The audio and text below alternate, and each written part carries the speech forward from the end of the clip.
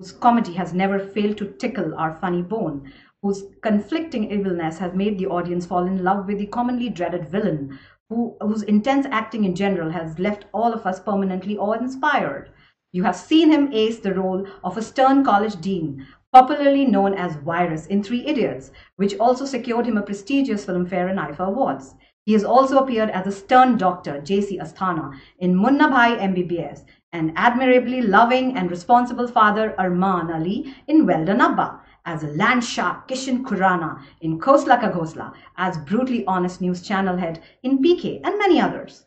So without further ado, by virtue of our sweet association with renowned cinematographer and film producer Mr. Amitabh Singh and his path-breaking social enterprise Cine Vidya, and of course on behalf of very delighted Chitkara fraternity, I would like to gladly welcome Mr. Boman Irani, an august actor, an exceptional photographer, an ardent voice artist, and most importantly, a human extraordinaire. A very warm welcome, sir. We are delighted to have you here with us. I would like to begin this session, and I believe quite permanently so, by voicing this beautiful quote that you said, which goes like, "My theory is children don't do what you tell them to do. They do what you do." So, sir, with regards to your belief vis-a-vis child's perspective, it would be wonderful if you choose to shed some light on today's topic and apprise our viewers, which are prospective and in-service teachers. Let's hear from the man himself, Mr. Boman Irani. Hi, everyone. Welcome, welcome. Thanks for the warm welcome. Thank you so much. Thank you, Boman. Thank you. So nice to be here. Thank you for letting me be here. Only I don't understand what you mean that you want to do a student's perspective. I didn't understand that. What do you mean, doctor? I'm the dean. I'm dean. Yes, you are the dean, definitely. You'll always be. Whenever I go to the hospital, all the nurses and doctors, they follow me. Even if I go visiting, they chalo round. This is what cinema allows us to do. It makes us believe who we aren't, but it's a wonderful world.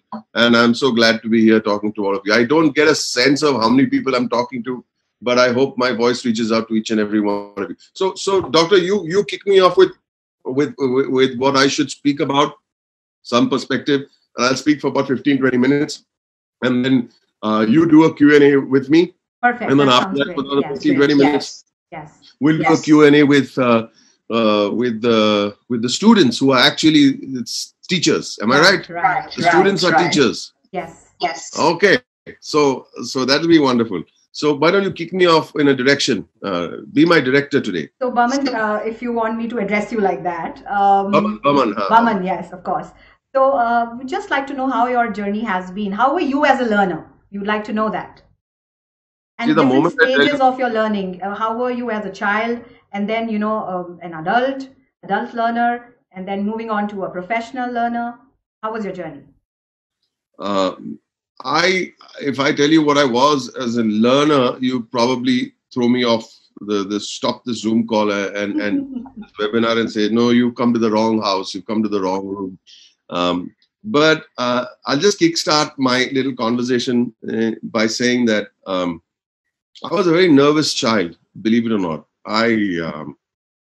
I grew up in very strange circumstances. I was born after my father died. So I was born into a family, filled with, with women. My mother was the only parent. There was a lot of gloom. We didn't have money that time because of my father's illness. There was a lot of debt, hospital bills and whatnot. And and everybody used to feel very sorry for me for some reason. Maybe because my father had passed away and because, he was this little quiet child. I had speech defect, and I found it difficult to speak because people used to laugh. So I said, people are laughing, something's wrong. So don't speak. Better, if you don't speak, people won't laugh. That was the theory, at least. But you can't go through life like that. You have to, at some point, realize that you've got to move on. My mother took me to St. Mary's School for the entrance exam. And the principal was a wonderful, wonderful priest called Father Molinet, Spaniard. And he knew of what had happened in the family, and that I was a posthumous child, and it was like a foregone conclusion that yeah, we'll give him admission. He just wanted to do a cursory admission test. He just showed me some cards like this and showed me a photograph. What is this? And because I had a speech defect like virus, I used to speak like virus. Virus, Really? yeah. So because I used to speak like that and people used to laugh, I used to feel scared to talk. So he showed me a horse and I said, horse बोलूँगा तो हाँ ऐसा आएगा. तो मैंने बोला ही नहीं. I did not open my mouth. I just said I'd better keep quiet because he'll think something's wrong with me. Then he showed me another photograph. He said, what is this? It turned out to be a mouse. Now if I said mouse and people started laughing, he would have started laughing and think that there's something wrong with me. So I said, better to keep quiet. Why should I speak? I mean, he didn't give me admission, by the way, Doc. He didn't give me admission. Yeah. He didn't give me admission because he says, I don't know what his thinking was. My mother cried a lot. She said, why didn't you speak? You know what a horse is. I said, yeah, but I didn't want to speak. He called up 10 days later, by the way. And this is something that I don't know will happen in this day and age. This connection and this beautiful way of operating institutions. And he called up my mother and he said, Mrs. Irani, your son. And he said, no, he knows everything. No, mom, take it easy. See, we are educationists, Which child doesn't know what a horse is? Child doesn't know what a mouse is. He knows. He's just shy. There's something bothering him. He's a little complex.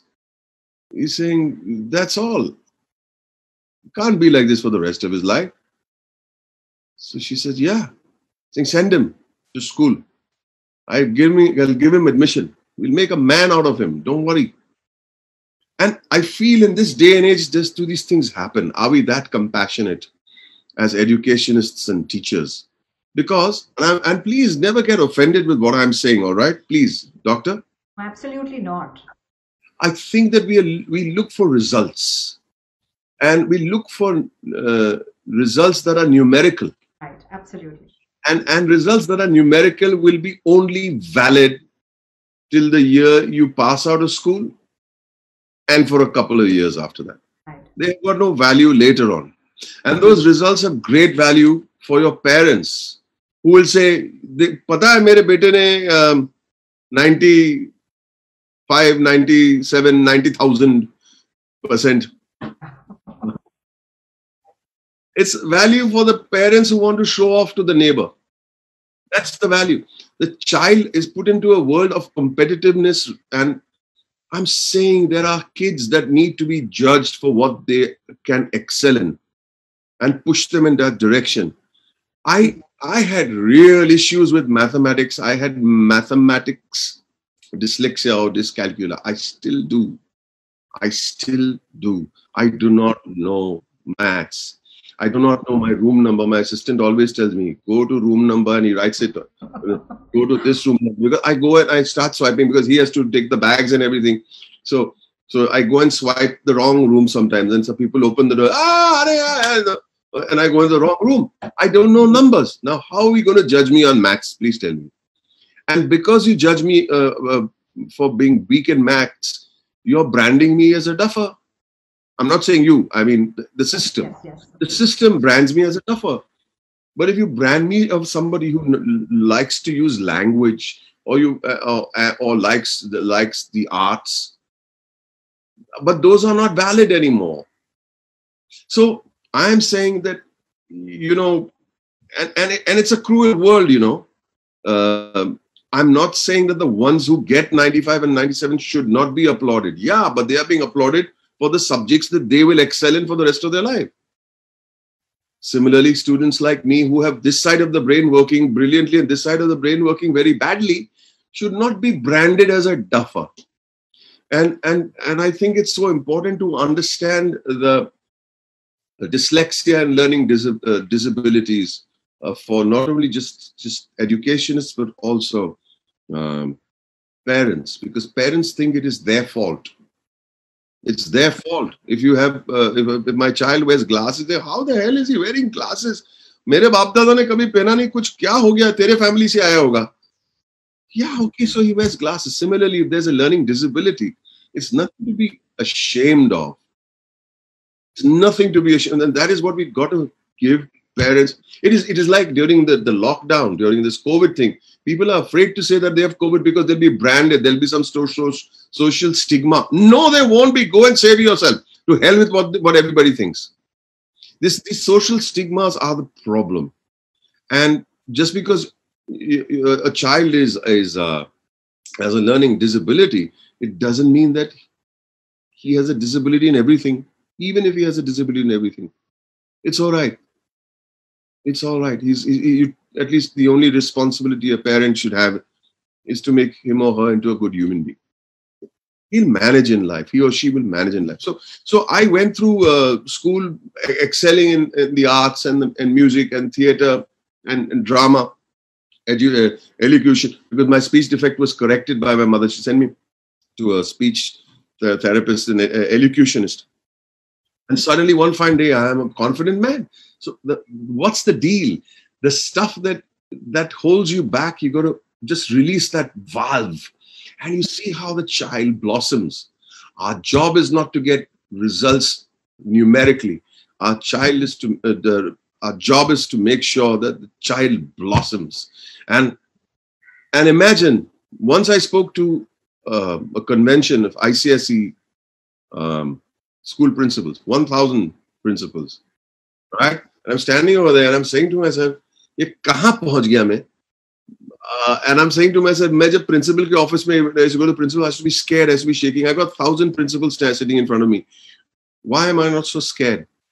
Because I was allowed to blossom later on. Yeah, and you must make sure and find out and tell the parents and encourage them and say it's no big deal.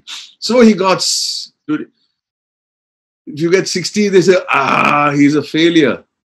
He's not. He'll be a success at some point in life. He or she will be a success in some point in life. And it doesn't mean that I'm discounting the effort of the students who are brilliant at maths. Great. Don't say, but they are great and you're not. I have a problem with that. Because we are all in the number. Yeah. Just to add to what you said, during that time, and especially, suddenly we've had Tare Zameen Par and Three Idiots movies like these, covering these kind of problems.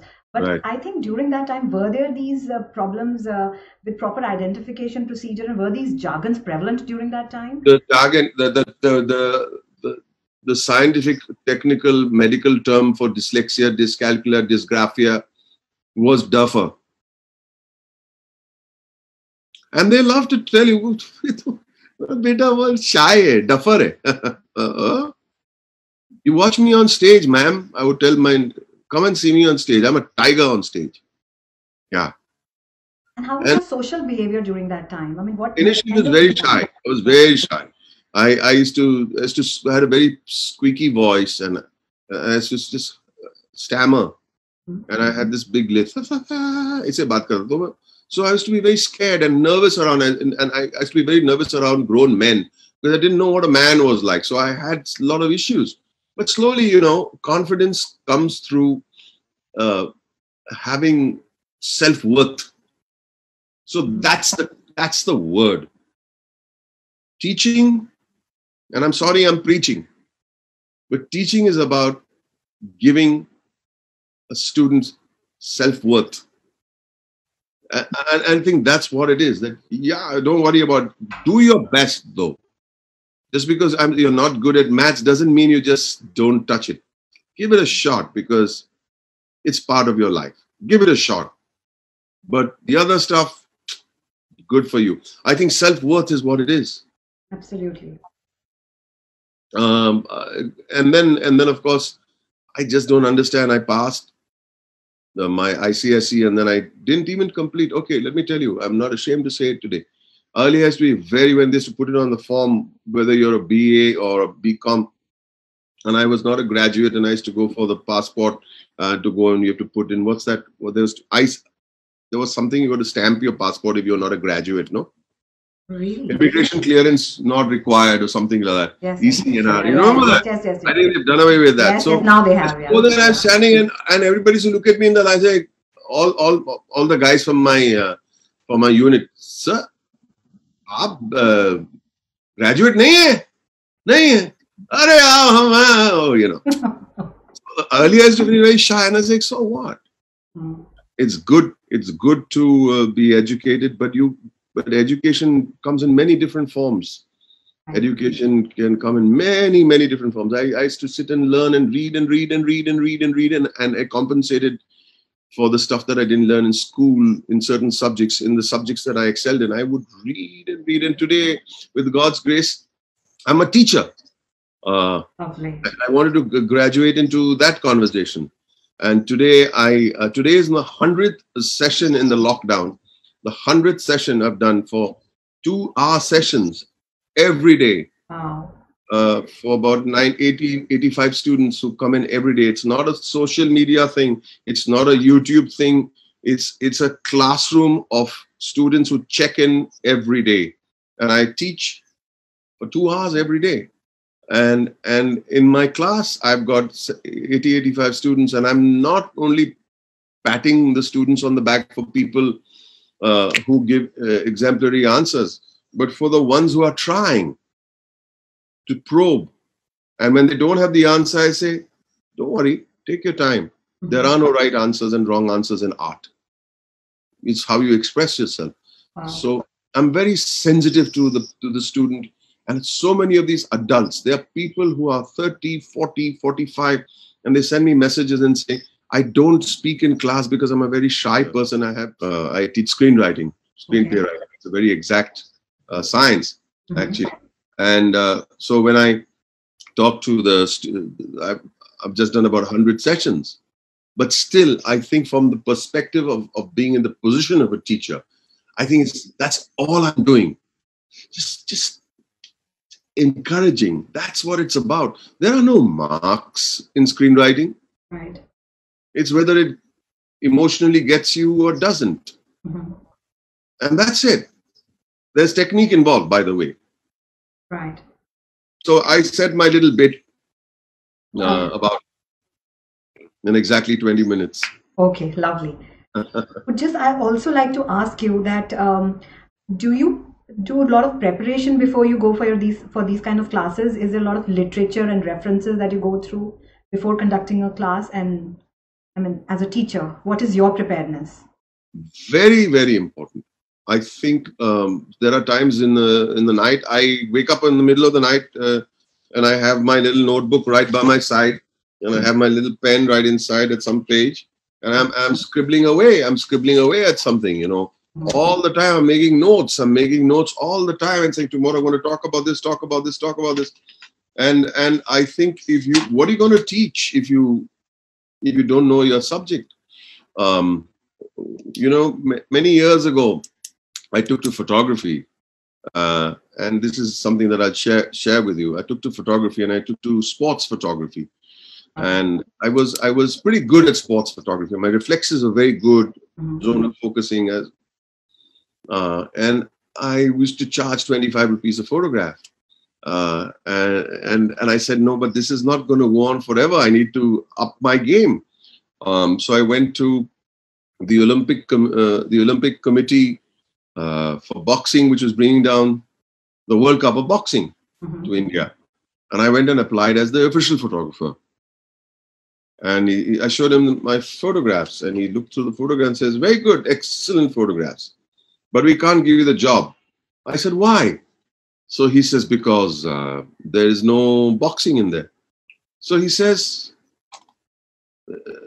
yeah. So I said, but why? Look at the sports photography then. I said, no, you're missing the point. You're missing the point. We had a wafer business. We used to make wafers and sell garama garam wafers.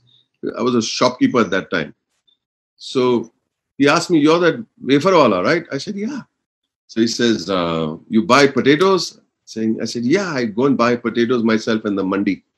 So he says, you're an expert? Saying, yeah. I say, how? So you give me a potato, I'll hold a potato in my hand. I'll just stick my thumb inside the potato and I'll tell you whether it's good enough for frying or not. I'm good at it. I can tell by its consistency, its skin, how moist it is. You're saying, wow. Do you know that in the same potato market, it's onion and potato and garlic market? Okay. I said, yeah, onions and potato market. So I said, yeah. What do you know about onions? I said, nothing. Said, exactly. You may know about everything about potatoes, but in the same market, you may know nothing about onions. And there's a phrase in English which says, know your onions. Okay? And that's what he was trying to tell me. So if you think you're an expert at sports photography, you know nothing about boxing. So if you don't have any boxing pictures, don't come here. So you have to be so prepared. You should know your subject to open your mouth.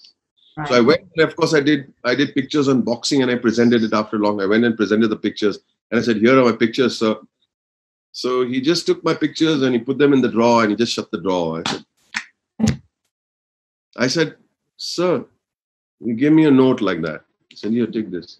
So I opened the note. It was written, you've been appointed official photographer for the World Cup. I said, really? You haven't seen my pictures? He said, I didn't need to, because I knew you would go and do it. And I knew you were taking photographs at the boxing tournament. And I heard you were going there every night. And from the quality of pictures of your sports, I knew that you would transfer it into the subject that you know. And all I could see is that you had fire in your belly and that you had the hunger. And that's what you got to see in students. Do they have the fire? Do they have the hunger? And then you just push them in that direction. That's it. So those two lessons I learned when I went to do this boxing World Cup thing. You need to know your onions. You cannot teach one morning. You just say that, okay, I've been in the business for so many years. You've got to know what you're going to teach for those 2 hours. And you've got to talk for 2 hours. And your mouth dries up. But your mind can never afford to dry up. Your throat can dry up. And it dries up, believe me. Right. This cannot dry up because there's fire in my head. Passion and knowledge and shit. And when you don't know something, I say, I don't know. You have an answer? No, I don't know. Right. It's fine. It's not a crime. They'll respect you more. And any special teaching techniques that you use or your teachers used on you, which still, holds true, till date and is making an impact in your classes or in your work? I think teaching is like acting in many ways. Right. But acting, telling the truth, acting is about lying, but you're telling the truth. And the technique is eventually it's about the point that you got to drive, the most salient thing that you got to drive home. There has to be a sense of drama there. You cannot say it, and and if you want to do something, you got to do and it's about the third act twist, and in the third act, if third act twist is the most important line, you got to dramatize it. You got to punch it. You got to take your pauses. You must know how to dramatize it, just like it's drama. It's a third act twist, guys. And if you mess up on the third act twist, you have no story. So when you dramatize it, it's about people paying attention at the end of the day. Right. People are not paying attention. They're not going to. You are an actor at the end of the day, standing in front of students, talking for, I don't know how long a class is in your university. 40 minutes? How long is one? Yes. 40 minutes. 40 minutes, yes. So if you're going to stand there for 40 minutes, how long are you going to just speak? Wing it. Got to keep the attention going. You got to dramatize it. You got to mix it up with a little bit of humor sometimes. Right. You got to mix it up with humanity sometimes. You got to mix it up with identity and empathy, and that's all part of act. You have to empathy. Talk about your own experiences or somebody else's experiences. Some examples of what you saw on the street and what you got from that, and put it into the subject and slip it in. Right. Yeah. But I was reading somewhere, Boman, that your mother used to use cinema as a tool, for ensuring that one of the methods to make you learn better during your childhood days. Is that true? It's very true. I learned whatever I've known in this world through cinema. I've traveled the world through cinema. All my experiences are through cinema. My general knowledge is through cinema. My literature is through cinema. Of course, I've read a lot and now, of course, I read most of my books on screenplay writing. But I've read a lot. My mother used to understand the power of good cinema. Cinema is a tool of entertainment, but also cinema can be a great tool for knowledge. And I've seen the world. I've seen World War II. I've seen World War I. I've seen the discoveries. I've seen stories and biographies. Everything from my cinema, because I absorbed it very well through drama. And people in that time, and say, you're wasting your son's time. He should be studying. He is studying. Don't worry about it. He's studying. And I would come home and I would write articles on the film that I saw. I would do an appreciation, not criticism, appreciation.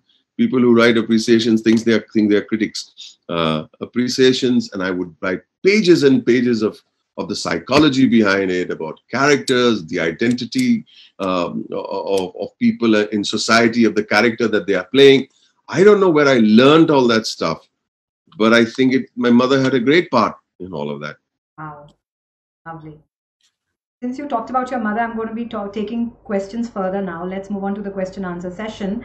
Sure. And I talked about your mother, but I also would like to start with the first question coming from the mother of our organization, Dr. Madhu Chitkara, who's a Pros Chancellor at Chitkara University and the chairperson of our school. So her question for you is that while performing roles like Dr. J.C. Asthana and Viru Sahasrabuddhe, what impression did you gather about education in general? What do you think about us? What? So the two educationists for me, I think the first thing, ma'am, so nice of you to ask me a question so lovingly, and I'm so honored that you did. But the one line, I don't know why this line is so well known many years after the movie came out. But the one line that I'm asked to, that keeps coming back, is the line I don't like very much. And that line is, life is a race. Agar tez nahi bhagoge to koi aur nahi. I just don't like that line, but it comes from an antagonist. Yeah. Because life is not a race. If you're going to run a race, then what you're reading right now, you'll dump and you'll want to read the next thing because somebody else is reading it. Just read what you're reading and enjoy what you're reading. So life is not a race. That's the one thing that I would like to tell people. Yeah, you got exams and you got to finish the syllabus and all of that. But when it comes to life is not a race. So I don't quite agree with Dr. Madhu Chitkara. No. Oh, the dean, Sahasrabuddhe. Oh, okay. Viru Sahasrabuddhe. I don't agree with Viru Sahasrabuddhe. He's such a funny fellow. He believed in numbers. Right. He believed. We were in this level, number 32, and then he came to all that is fine. It's all great, virus, but eventually you got to produce students who are successful in life, not successful in college. So I don't agree with that gentleman. As far as the teaching fraternity is going, I just sounded through all my conversation right now that I have some beef with the teaching fraternity. Wrong. I have the greatest regard and love for the teaching fraternity. The greatest. And some of my friends, people used to wonder, how is this guy who never did very well in school so close to his teachers? And why are the teachers so close to him? And I still don't know. But years and years and years later, all my teachers seem to be in touch with me, and I had great friendships with them. I used to go to the movies with my teachers. My teachers used to say, "You want to go home? I'm going today for the movie. You're coming with me?" I said, "Yeah, let's go." So I said, Miss Fernandez is taking me to the movies, and we used to go. Can you imagine? My teachers and I used to go in the evening to watch movies together. My principal was very close to me. My assistant principal was very close to me when he went to Africa to do a lot of what's it called? What work do they do in the deep? When they go for to teach tribals and things. There's a word for it anyway. So when he would come from Africa, he would call me and say, "Where are you?" I said, "Here, I'm coming over. Will you give me a drink?" This is a priest, yeah? And he would come. He's come to this house. And we're talking about 40 years later. I don't know what kind of relationship I had with these teachers.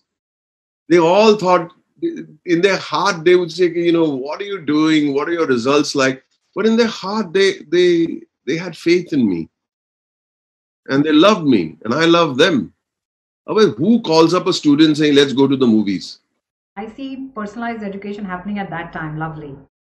It's so beautiful. Yes, it is beautiful. And then we used to talk and say, Boman and everybody saying, Boman went to school to watch this movie with Meena Fernandez. Meena Fernandez died just 6 months ago in New Zealand. And we used to go and say, Boman, tell them about. Say, take us also. If you want to come, you'll come. Boman is the real cine goer, so I like to see this movie with him because he takes so much interest. I don't know how that happened, man. I don't know how these things happen, but it did. And we should talk about those movies and do a film appreciation in class. And I was asked to do the film appreciation in class. Can you imagine? And I became so inherent in that special class that we used to have to talk about film. So many teachers I used to go to the movies with. Right. I don't know how that happened. I really don't know. It sounds strange to a lot of my friends who say, "Kaise yaar, tu kya bolta tha teachers ko?" I said they just love me for the fact that we found something common. They're human beings, and we have to understand that. Right. They're human beings, and I am a human being, and they saw me for it, and I saw them for it. Simple. Okay, great. Now, from what you've shared with us, we see you as an entrepreneur as well, because you were running your own enterprise, and along with that, you're a teacher, you're an actor. But there's a question coming that, what skills you had in you, or you gathered from experiences that made you what you are today? Skills. Yes. Okay. Sure, everyone has skills. You have skills. I have skills. Everybody has some skill. You've got to recognize it first. Right. But I'll tell you, one of my greatest skills is the fact that I'm a great observer. I observe, and it's so strange what I'm saying, but I would observe and psychologically evaluate people's behavior, words that came out of someone's mouth, and see the subtext of it, body language. I would interpret body language and sit and literally make notes of it in a notebook. I used to sit at the shop. I sit at a wafer shop selling chips, and customers used to walk in all the time and come, pay, pick up their stuff, go. I would observe. I would do an exercise. I would make a note of how people paid their money. How they would remove a wallet. Observe the wallet. See, and it's like being Sherlock Holmes. It's like being a detective, but actors are detectives. Right. They are observing human being and saying, "Ye aadmi aisa," and psychologically evaluating that person. And it's not fair. You can be wrong. Like if you turn around and say, a man who's got a messy wallet, it must be having a messy home, and if he has a messy home, he's probably not fastidious about cleanliness. So I would see a wallet and I would write down 10 subtexts from that wallet of what I got from it. If the wallet had a lot of, if the notes were cleanly put inside, I would say this person is fastidious, and I would make a note about that person. And then observation is my thing.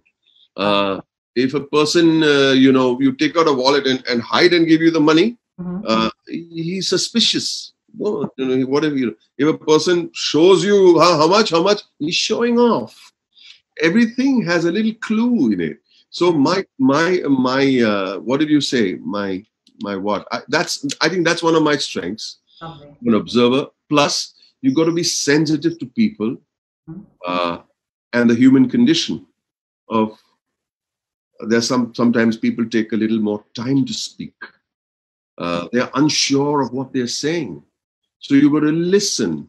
You've got to be sensitive to the fact that they may not be quick at formulating words because they must be having. And everything comes. And I realized one thing, and this is psychology, and I teach that in my class. That everything comes from a wound. Everything comes from a scar. All your wants and desires come from a wound. And you've got to be sensitive to that. Everybody has a wound. Lovely. Yeah.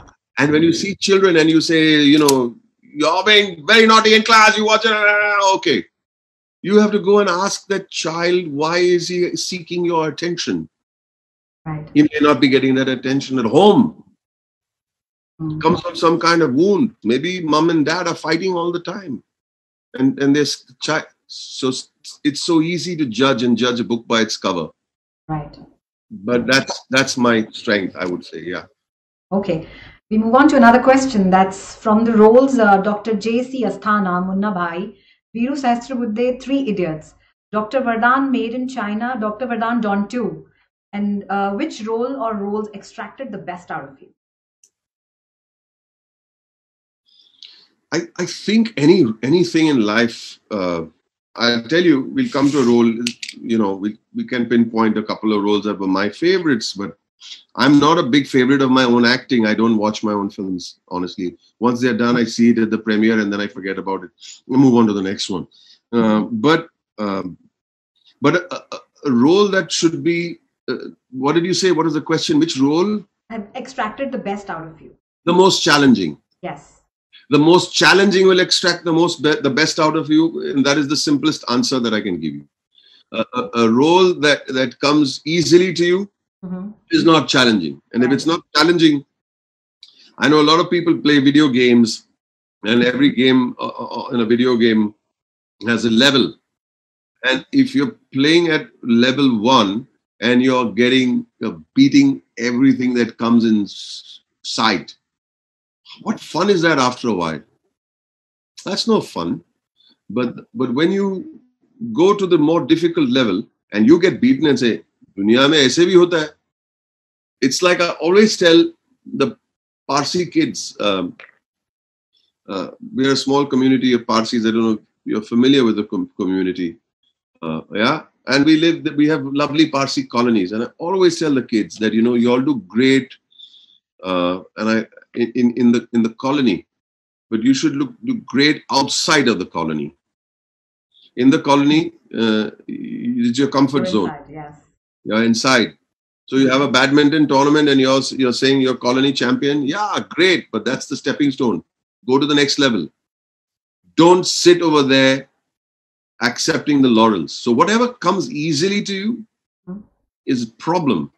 Right. You make life difficult for yourself. If somebody else doesn't make it difficult, when people make life difficult for you, don't think that they are against you. They are probably your best friends. They are helping you challenge yourself. So if they don't make it difficult for you, make it difficult to yourself. Take up bigger challenges. So Khosla Ghosla was a big challenge for me. Okay. Because when I started movies, my Hindi wasn't great. Not that it's great now, but my Hindi wasn't great. It has a Parsi twang to it. And here I am, I'm going to play one guy called Khurana from Delhi. And I have never met a Khurana in my life. I don't know what they dress like. And so that becomes a challenge. Right. And the greater the challenge is when people around you say, there is a nahi hoga. Well, okay. मेरे से कोई भी role नहीं कर सकता हूं फिर because I am not that person. Right. Yeah. So if I'm playing somebody who is Parsi, I am not that Parsi guy. It's a challenge, but it's easier in that sense. Because I've seen the guy. Yeah. I've seen the prototype. Right. So I have to go to Delhi and observe the Khuranas of the world. and my observation came to my rescue. So it does become challenging. So I think Khosla Ghosla Khurana was probably the most challenging role. And then Well Done Abba, Arman Ali was a challenging role. Okay. Yeah. Okay. Another question is relating to the current situation which is going on post the lockdown situation that we had. The teaching suddenly, without any prior preparation, shifted online. And not Right. all teachers are very, very comfortable coming in front of the camera or coming online and teaching and all. And how to ensure that little ones, the young learners, they keep hooked to the screen, and they listen to the teacher and listen to the instructions. So what is your advice to the teachers for a better online teaching engagement for the learner? I believe in adaptability. Right. So teachers will say, no, I like to stand in a class in front of my 30 students, and that's my space. Mm-hmm. But that again is the comfort zone. Right. That again is the comfort zone. In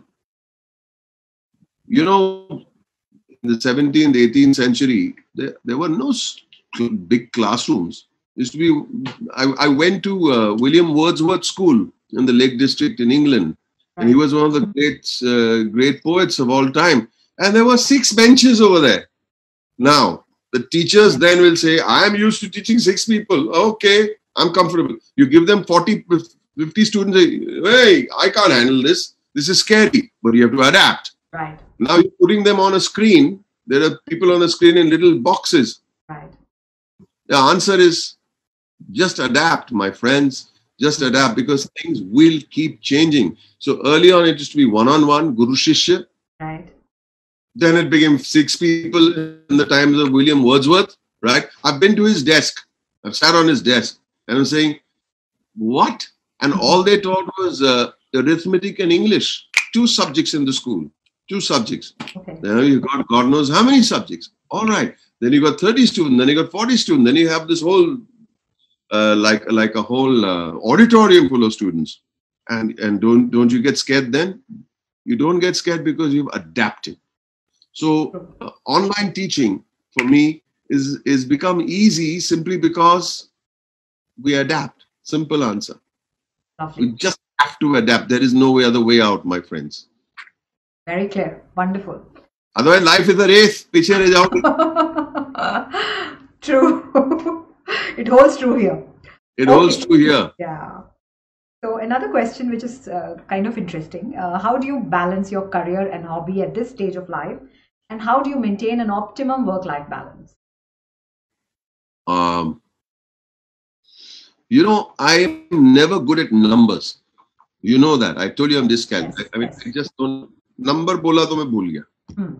But I know that it's so true when it comes to the number of hours in a day. I'm not good at numbers. 24 hours in a day, they say. And I can tell you, you can stretch those 24 hours. You can make 24 hours into 28, 30. Beg your pardon, sorry. Because you just say, oh, I'm so busy. I am proud to say that I do something like this almost every day. Okay. I will do my own personal writing every day. I will teach every day. I will spend time with my mother and read her something every day. I will attend to students' personal, homework every day. And plus, I'll do my business every day. I make ad films at home. I'm sitting in the house and we make ad films here. Hey. Yeah. Wow. There's a lot of preparation that goes into that. We have to do a lot of Zoom calls of pre-production. I sit and do all sorts of things, plus watch movies. Okay. You know what I'm saying? So what genre are you fond of? Numbers mean nothing to me because I don't understand numbers, and 24 hours can be stretched. It can be fooled around with. You can fool around with 24 hours as much as you want. Choice is yours. Yeah. Okay. Another question coming from Ria Mathur. And she says that at times in life we come across a turn with 2 best paths, providing the best opportunities. How do you know which one to choose? when both opportunities will be providing greatest boost to your career? It's that famous poem, right? Yeah. It's that famous poem. But how do you follow? But how do you? I like to go the path that is less trodden, the one which somebody else may not have taken. So you take the path and that will always cook up challenges. Like, for example, I was speaking to a friend of mine today who attended one of my sessions. He's a director himself. And he said, I can't believe what you're doing. I said, why? He said, this is so amazing. Nobody's done it. No actor has done this before. So the thing is, I choose a path and you must have some principle behind it. You just don't go because I'll get early bird benefit out of it. No. There has to be a principle behind it.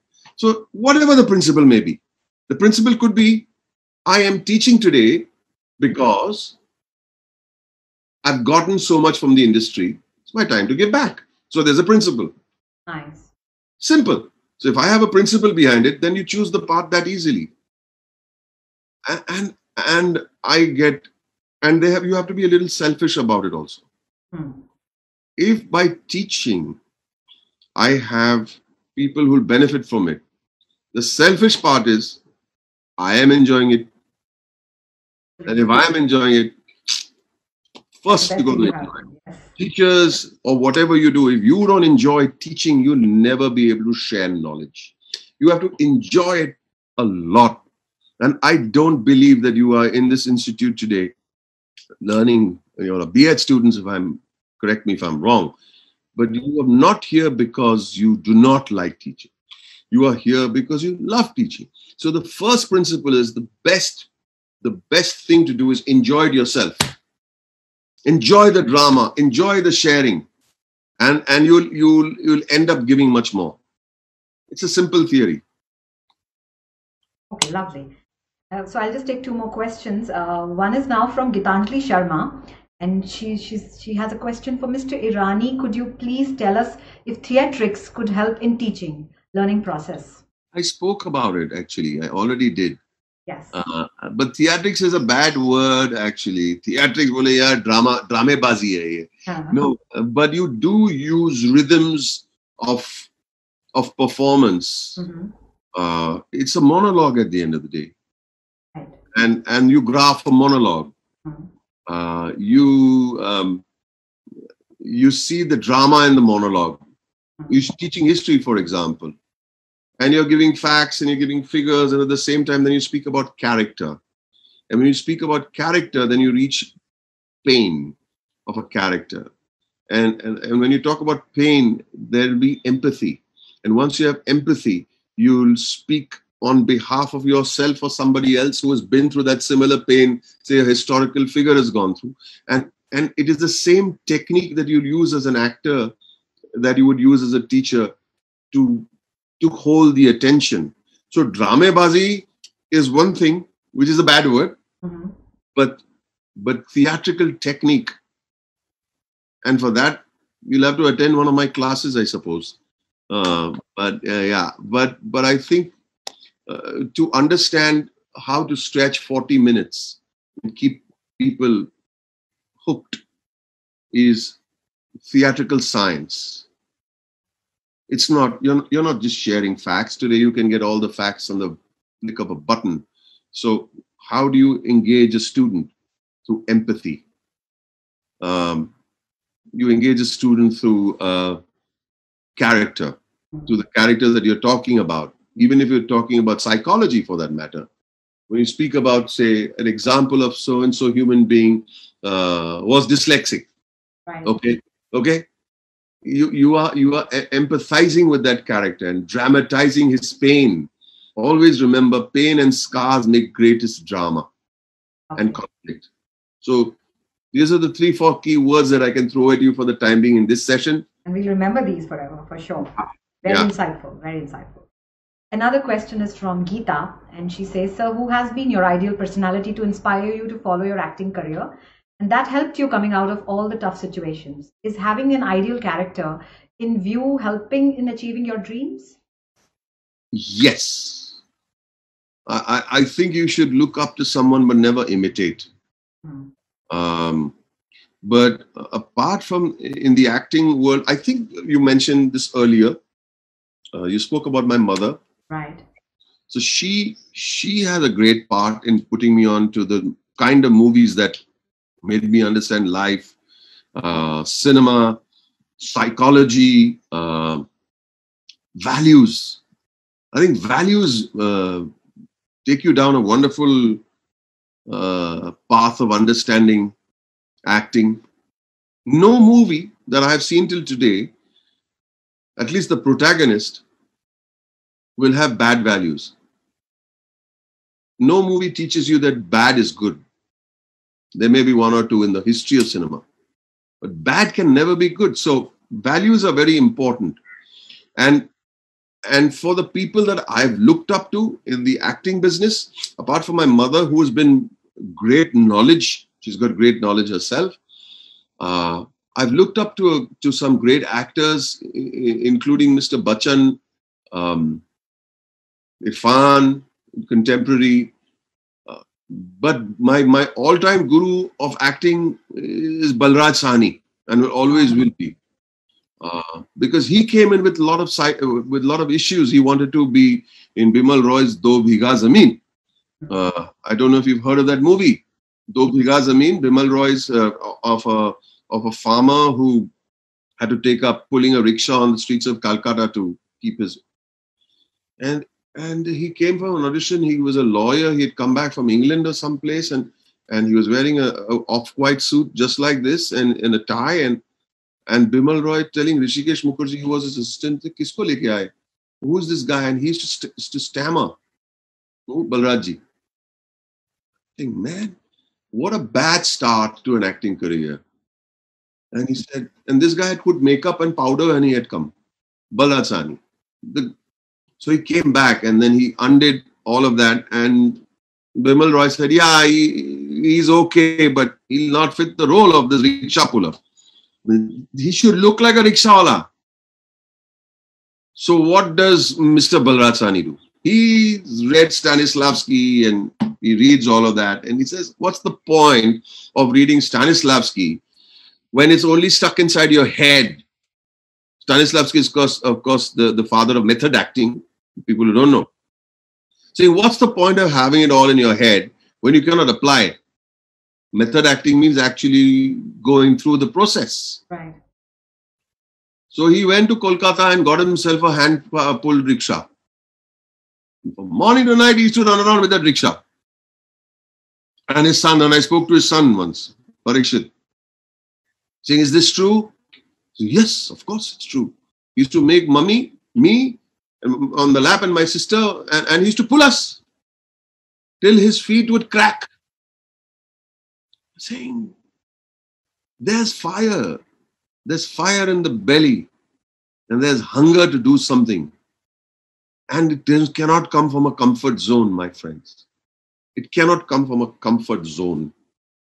You want to be a rickshawala, you've got to live that life. So your brow, your face, your crags, your everything, your hair, the texture of your hair, your nails, the scabs, the calluses on your hand, the cracks on your feet will speak of that. And you've got to go through the process, otherwise you're just a dramebaz. Okay, lovely, lovely. Great insights. Well, I think we're done with the questions, and we had such a wonderful session, Boman. I mean, I enjoyed every part of it, and would like to thank you, from on behalf of the entire fraternity. Thank you for your time. Thank you for enriching experience that you took us through, sharing your valuable experiences. A formal word of thanks would definitely add to it. I would like to especially like to take this opportunity to thank you for wonderful words, and let me tell you, you're extremely positive as a person, and I think this positivity is very infectious. So thank you, and I hope this remains forever. There remains no doubt that the session was extremely educational and enriching, and I'm sure the teacher education fraternity must have really enjoyed. The students must have really enjoyed. Thank you so much. We would also like to thank Mr. Amitabh Singh, because it wouldn't have been possible without his support. And he's the founder of Cine Vidya, and the entire team of Cine Vidya. Thank you so much. You are there, part of us, and thank you for everything. And also would like to thank all the viewers, the audience, the teaching community, the deans, the directors. Everybody, thank you so much, and I enjoyed every bit of it. Thank you so much. Thank you for your valuable time. Thank you again. Thank you. You're honored, truly honored. Thank you. Thank you to your mom for asking me that question. I hope I am very grateful for you for being here. It is an honor for me too. Thank you so much. Thank for you. a dyslexic little duffer from school to talking about education to teachers, it's been a journey for me. And we wish you all the best for your future endeavors. Thank you.